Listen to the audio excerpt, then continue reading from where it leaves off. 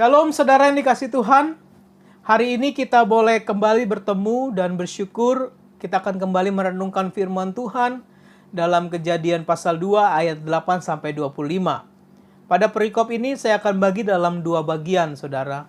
Di hari ini saya akan menjelaskan pada bagian pertama tentang Taman Eden dan disiplin moral manusia dimulai.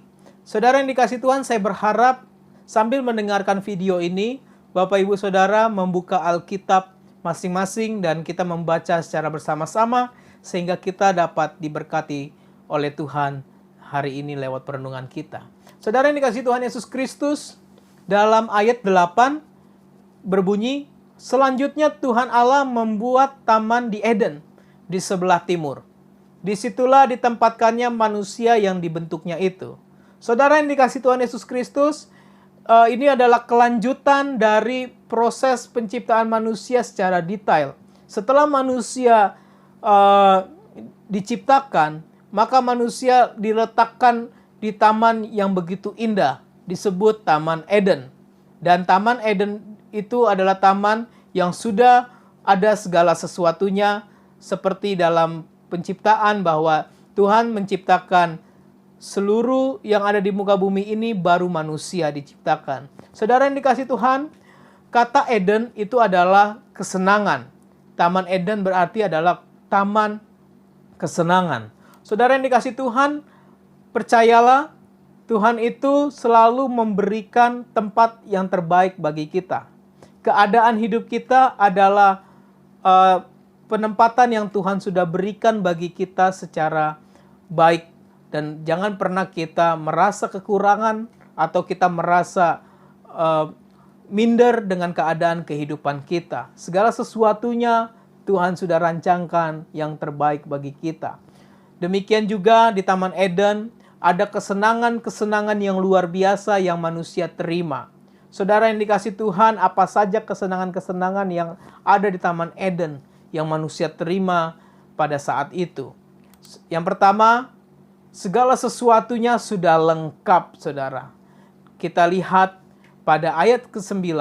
Lalu Tuhan Allah menumbuhkan berbagai-bagai pohon dari bumi yang menarik dan yang baik untuk dimakan buahnya. Dan pohon kehidupan di tengah-tengah taman itu. Serta pohon pengetahuan tentang yang baik dan yang jahat. Ayat 10. Ada suatu sungai mengalir dari Taman Eden untuk membasahi taman itu. Dan dari situ sungai itu terbagi menjadi 4 cabang. Yang pertama namanya Pison, yakni yang mengalir mengelilingi seluruh tanah Hawila, tempat emas ada. Dan emas dari negeri itu baik. Di sana ada damar bedola dan batu krisopras. Ayat ke-13, nama sungai yang kedua ialah Gihon, yakni yang mengalir mengelilingi seluruh tanah Kus. Ayat 14 berkata, nama sungai yang ketiga ialah Tigris, yakni yang mengalir di sebelah timur Asyur. Dan sungai yang keempat ialah Efrat. Saudara yang dikasih Tuhan, kesenangan yang pertama yang dimiliki, yang dirasakan, yang diterima oleh manusia pertama di Taman Eden adalah segala sesuatunya komplit Tuhan berikan. Di sana ada makanan, air, emas, bahkan tempat yang mereka tempati Taman Eden itu sangat baik dikelola untuk kebutuhan manusia. Dan yang paling luar biasa saudara yang dikasih Tuhan, Tuhan memberikan hak khusus untuk menguasai Taman Eden itu. Tuhan begitu baik bagi manusia. Segala sesuatu Tuhan sudah perlengkapi. Segala sesuatu Tuhan sudah berikan. Manusia tinggal menikmati saja pada saat manusia di Taman Eden. Saudara yang dikasih Tuhan Yesus Kristus. Lalu yang kedua, kesenangan yang manusia terima pada saat itu bukan saja kesenangan secara jasmani atau materi, namun juga kesenangan secara rohani diberikan oleh manusia pertama, Adam dan Hawa, pada saat mereka di Taman Eden. Kesenangan rohani apa yang dimaksud? Saudara yang dikasih Tuhan, bukankah kesenangan bagi kita orang percaya bahwa kita dapat dekat dengan Allah? Barangkali di antara kita atau pasti di antara kita pernah memikirkan kapan saya bisa bertemu atau berjumpa langsung dengan Allah. Kapan saya bisa langsung melihat Tuhan secara nyata? Kapan saya bisa langsung merasakan Tuhan secara nyata? Saudara yang dikasihi Tuhan, itu adalah kesenangan rohani yang luar biasa yang kita ingin rasakan. Dan di Taman Eden itu Tuhan berikan bagi manusia. Bukan saja hal jasmani, tetapi rohani mereka dipenuhi oleh Tuhan. Dengan mereka memiliki hubungan yang intim dengan Tuhan. Mereka bisa berkomunikasi langsung dengan Tuhan. Bahkan mereka bisa langsung melihat Tuhan secara nyata. Saudara yang dikasihi Tuhan, inti dari kesenangan di Taman Eden bukan terletak pada materi atau jasmani yang Tuhan berikan.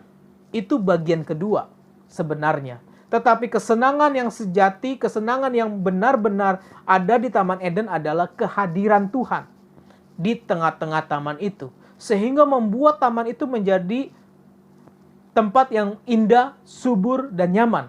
Saudara percayalah, ketika rumah kita, ketika pekerjaan kita, bahkan ketika seluruh kehidupan kita, Allah hadir di sana, kita terus mengandalkan Tuhan, maka di sana akan ada kesenangan, kenyamanan, dan damai sejahtera yang kita rasakan. Sebab itu, Bapak Ibu Saudara yang dikasihi Tuhan, kesenangan sejati adalah ketika kita hidup di dalam Kristus Yesus. Saudara yang dikasihi Tuhan Yesus Kristus, kekayaan dan kekuasaan terkadang ini menjadi sebuah pencobaan bagi iman kita dan karakter hidup kita. Oleh sebab itu Tuhan juga ingin kita tetap berjaga-jaga dalam kondisi apapun kita. Terlebih bagi kita yang mungkin memiliki kekayaan lebih daripada orang lain. Atau mungkin kita memiliki kekuasaan. Karena kadangkala kekayaan dan kekuasaan itu malah membuat kita jatuh di dalam dosa sehingga kita jauh dari Tuhan. Tetapi alangkah baiknya ketika itu kita miliki, Tuhan juga dekat dengan kita. Saudara yang dikasihi Tuhan, hidup yang melimpah dari materi atau tidak, bukanlah menjadi alasan bagi kita untuk hidup penuh kenyamanan dan damai sejahtera. Kenyamanan dan damai sejahtera hanyalah ditentukan berapa dalam hubungan kita dengan Kristus. Biarlah melalui pembahasan yang pertama tentang Taman Eden, kita mengerti bahwa Tuhan ingin menyatakan bahwa kesenangan, ketenangan, damai sejahtera yang kita rasakan secara sejati adalah ketika kita memiliki hubungan yang baik dengan Tuhan. Selanjutnya kita akan membahas tentang disiplin moral manusia dimulai. Saudara yang dikasihi Tuhan Yesus Kristus, kita membaca ayat ke-15. Tuhan Allah mengambil manusia itu dan menempatkannya di Taman Eden dan mengusahakan dan memelihara taman itu. Ayat 16 berkata, lalu Tuhan Allah memberi perintah ini kepada manusia. Semua pohon dalam taman ini boleh kau makan buahnya dengan bebas. Tetapi ayat 17, pohon pengetahuan tentang yang baik dan yang jahat itu janganlah kau makan buahnya. Sebab pada hari engkau memakannya, pastilah engkau mati. Ketiga ayat ini akan membahas tentang disiplin moral manusia. Saudara yang dikasihi Tuhan Yesus Kristus, pertanyaan dari pembacaan ayat ketiga ayat ini, secara khusus ayat 17. Mengapa Allah menempatkan pohon pengetahuan baik dan jahat di Taman Eden? Kalau Tuhan tahu bahwa manusia ketika memakannya akan mati. Saudara yang dikasihi Tuhan, alasan yang pertama adalah pilihan. Saudara, Allah menempatkan pohon pengetahuan tentang yang baik dan yang jahat di Taman Eden itu untuk memberi Adam dan Hawa sebuah pilihan, taat kepada Allah atau tidak. Saudara yang dikasihi Tuhan Yesus Kristus, kita tahu bahwa Allah menciptakan manusia itu beda dari ciptaan yang lain.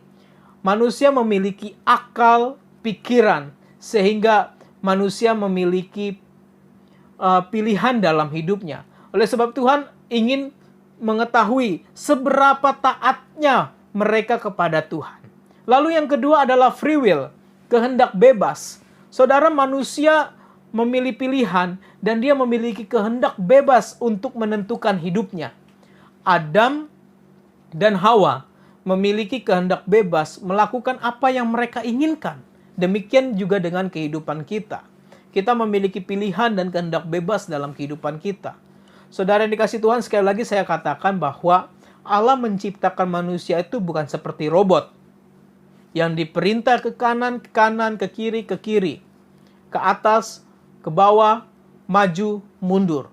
Tetapi Tuhan menciptakan manusia dengan istimewa. Manusia memiliki kehendak bebas dan memiliki akal, memiliki pikiran, dan manusia diciptakan sebagai makhluk sosial. Saudara yang dikasihi Tuhan Yesus Kristus, yang penting di sini adalah bukan mengenai pohon atau buah yang dimakan oleh Adam dan Hawa. Tetapi yang penting di sini adalah mengenai ketaatan atau tidak kepada Allah. Oleh sebab itu dosa itu berbicara tentang ketaatan kepada perintah Tuhan. Jikalau kita taat, kita tidak berdosa. Tapi kalau kita tidak taat kepada Tuhan, maka kita berdosa. Saudara yang dikasihi Tuhan Yesus Kristus, tentunya tentang kejatuhan manusia dalam dosa akan kita bahas dalam pasal selanjutnya, yaitu pasal yang ketiga. Saudara yang dikasihi Tuhan, mengenai pohon pengetahuan yang baik dan yang jahat, kita melihat bahwa Allah begitu baik dan peduli bagi manusia. Allah memang memiliki otoritas, namun Allah tidak pernah otoriter. Makanya dia memberikan hak bebas atau pilihan kepada manusia untuk hidup, memilih jalannya, mau taat atau tidak. Lalu Allah juga selalu memberikan kita sebuah kesempatan untuk memilih. Karena Allah begitu mengasihi manusia. Dasarnya adalah kasih. Manusia dikasihi oleh Allah. Allah tidak mau terlalu mencampuri atau mengatur segala sesuatunya dari kehidupan manusia. Karena manusia memiliki hati, pikiran, dan akal. Saudara yang dikasihi Tuhan Yesus Kristus, ada 3 berkat rohani dari firman Tuhan yang kita baca dan kita renungkan hari ini. Saudara, yang pertama, Allah telah memberikan segala sesuatu yang baik buat kita. Saudara yang dikasihi Tuhan, percayalah dan yakinlah segala yang ada pada kita itu sudah Tuhan berikan yang terbaik. Tinggal kita bagaimana mengelola kehidupan kita agar kehidupan kita semakin baik lagi. Bagaimana kita memiliki kemampuan untuk membuat hidup kita semakin baik secara jasmani. Tetapi selain hal itu, Tuhan sudah memberikan yang luar biasa, yaitu keselamatan. Dan keselamatan itu akan membawa kita akan keinginan kita untuk melihat Tuhan secara nyata, untuk berkomunikasi dengan Tuhan secara langsung. Itu berkat rohani yang pertama. Saudara, yang kedua, kenyamanan sejati hanya kita peroleh melalui kedekatan kita dengan Kristus. Percayalah saudara-saudara yang dikasihi Tuhan, gunakanlah waktu semaksimal mungkin untuk kita terus dekat dengan Tuhan. Lewat doa, pembacaan firman Tuhan, pujian, dan ibadah kita. Karena hanya dekat dengan Allah saja, kita akan merasa tenang. Dan segala sesuatunya penuh dengan rasa syukur. Dan yang ketiga, saudara, ketaatan kepada Tuhan akan membawa kepada berkat, damai sejahtera. Ketaatan kita kepada Tuhan akan memberikan hati kita penuh sukacita. Kita akan menjadi anak-anak yang baik, anak-anak Allah yang begitu dikasihi oleh Tuhan. Kiranya firman Tuhan ini memberkati kita hari ini dan terus semangat dalam merenungkan firman Tuhan. Kita akan kembali merenungkan firman Tuhan dalam pasal 2 ayat 18 sampai 25 perikop bagian kedua dari perikop ini. Tuhan Yesus memberkati. Firman-Mu Tuhan, kita bagi kakiku, janji-Mu